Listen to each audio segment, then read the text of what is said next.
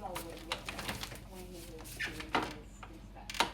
That's Abel 1. And I'm going to change this a little bit. I'm going to invert the color map because this is what Abel would have seen. So in this case now, dark means something is bright, and it's just a little bit easier for our eyes to see contrast. Because it's digital, I can change the color scale, and I can bring that contrast out, so you can see a little bit more fuzzy detail. Abel wouldn't have had that capability.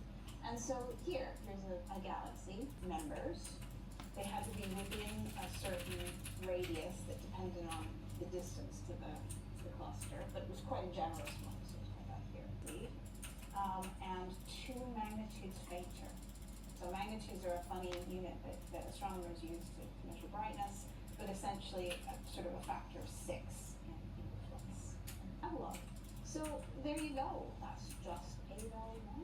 So we don't know if they're spirals or ellipticals or there's no greater zooms that have since been done with Hubble's and things. No. Look, can you get us some telescope time? Well, to get telescope time, I have to have a reason why. And so I have to build a case as to why it was worth spending expensive time to look at this object. And a better look isn't quite going to do it. We could do like a Kickstarter or something and buy the time. Can you buy telescope time? Not on any of the telescopes that I am familiar with. Okay, now I need to pause here. I've been a bit unfair, because of course I've been talking about professional astronomers. I've been talking about the kind of telescopes that we put on top of mountaintops and the results that get published in journals. That is not the only kind of astronomy that gets done here. So I want to take back that statement I just said, because I know that there are people we might call amateurs but are very, very skilled who have observed Abel 1, who have beautiful photos of it, and have probably looked at it and thought carefully and deeply about it. So I don't want to diss the contributions of any of those very important people. But speaking from the sort of professional sphere, yeah, that's what we got.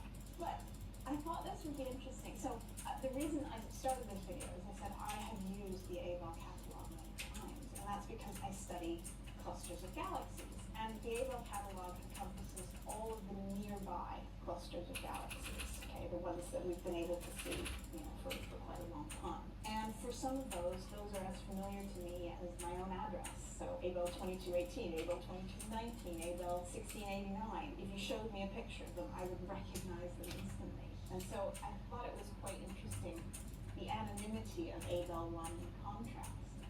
And I know you can see over my shoulder right now, that poster, which we've made a video about before. This is a patch of sky that has 2 Abel clusters in it. So Abel would have gone through this patch of sky as well, and put 2 different objects in his catalog. Which 2 Abels are in it? Well, do you want to come over and see? Yeah. So this is, of course, not the picture